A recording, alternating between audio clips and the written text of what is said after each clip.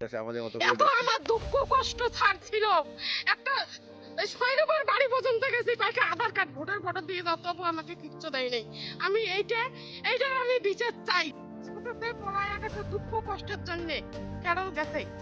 হ্যাঁ, সেই আমার ছেলে যখন সেভেনে তখন সেভেনের থেকে ক্যারল চলে গেছে। ক্যারল খাইতে একটা ছাত্রীকে ঘর দিছে, এটাই ও বাড়ি আসছে। হ্যাঁ, আগে আমাদের ঘর দুয়ার কিছু ছিল না, আমাকে একটা ঘর পর্যন্ত দেয় নাই। না পঞ্চায়েতের বাড়ি থেকে আমরা একটা কিছু পাই, প্লাস্টিক না আর কিছু। যেই ঘরে আমি থাকি ওই ঘরে আমার ঘরটা যায় দেখে এসো, এখন আমার সেট করাই আছে। ছেলে আমাকে বলে আমার ঘরে তোকে থাকতে দেবো না। তাহলে আমার ঘরটা কেন তিনবার আসলো, তিনবার কাটা হইলো।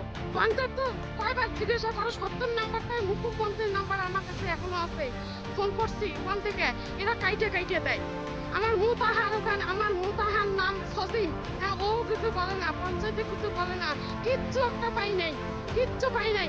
আমার খালি ছাত্রীটা ঘরটায় ফেরত দেখে, ফেরত ওই ঘরে আমাকে থাকতে দেয় না, থাকতে লাগবে না, থাকতে দেয় না। আজকে আমি অসুস্থ শরীর নিয়ে বেড়াইছি, লক্ষ্মীর ভান্ডার ওটাইতে, তাও আমি পাই নাই 50 টাকা 100 টাকা হাওলাত করে নিয়ে।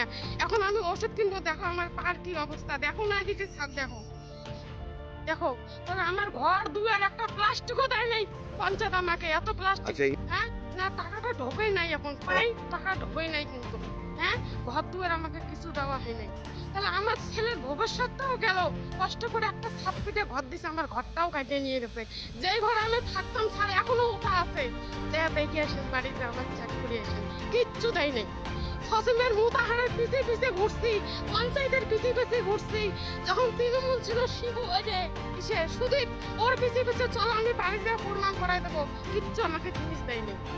আর আমার ছেলে কত বছর ছিল, আমরা গ্রামে যা প্রমাণ করান, আচ্ছা ঠিক আছে আমি ঠিক আছে প্রমাণ আমরা দেখবো। দেবো। কেন আমি পাইলাম না, আমি একটা অসুস্থ লোক।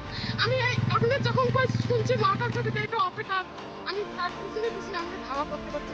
স্যার 100 টাকা আমার না না না দেখা যাবে। চাল। হ্যাঁ, আমার নাম জাহানারা বেগম।